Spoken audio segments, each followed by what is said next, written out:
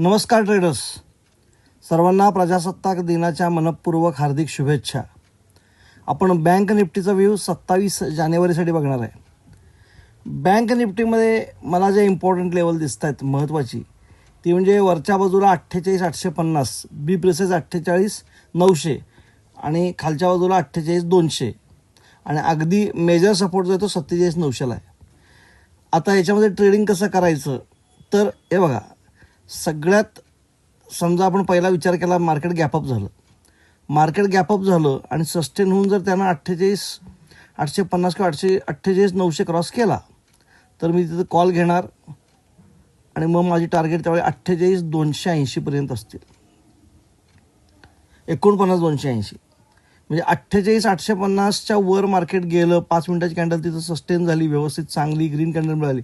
आता पहिलीच 5 मिनिटाची कॅन्डल जर क्रॉस झाली तर मी लगेच घेणार नाही, कारण परवा निफ्टीला तसं झालं. आपण 270च्या वर म्हणालो, पहिलीच 5 मिनिटाची कॅन्डल मोठीच्या मोठी झाली.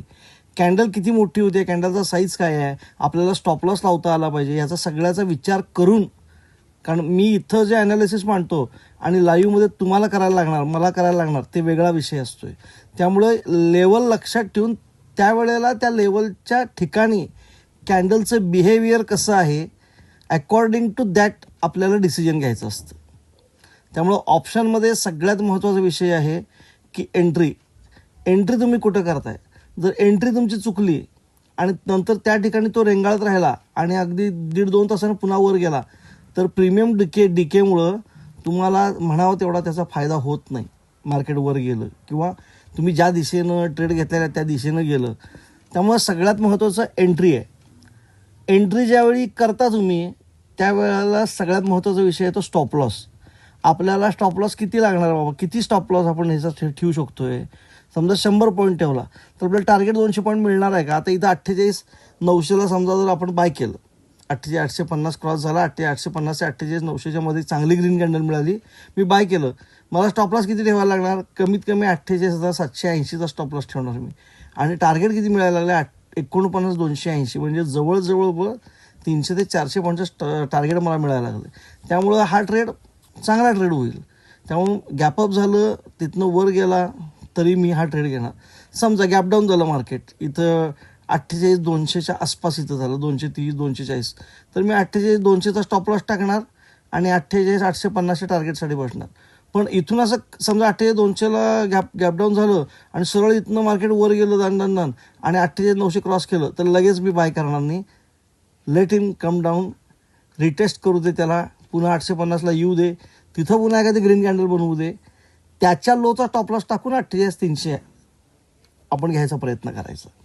त्यामुळं गॅपअपची केस तुम्हाला सांगितली, गॅपडाऊनच्या केसमध्ये 48,200च्या आसपास गॅपडाऊन झालं आणि तिथं ग्रीन कॅन्डल मिळाली तर 48,200चा स्टॉप लॉस टाकणार, 48,850 टार्गेट घ्यायचा प्रयत्न करणार.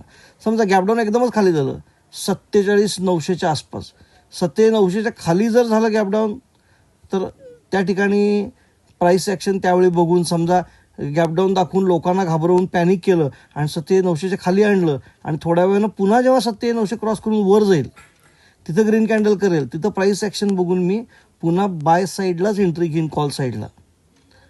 पण स्टॉप लॉस स्ट्रिक्ट असेल, कारण त्यावेळेला 47,900 हा लो तोडलेला असेल मार्केटनं.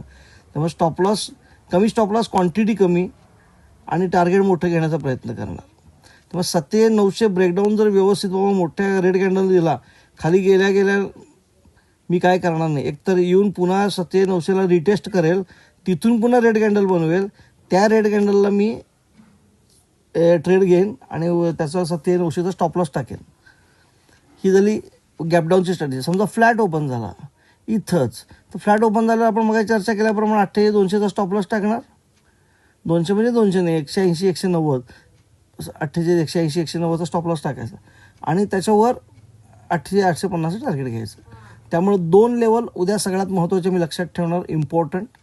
48,850 आणि खाली 48,200, या दोन्हीच्या मध्ये जोपर्यंत आहे तोपर्यंत मध्ये कुठं ओपन झालं तर मी ट्रेड करणार नाही.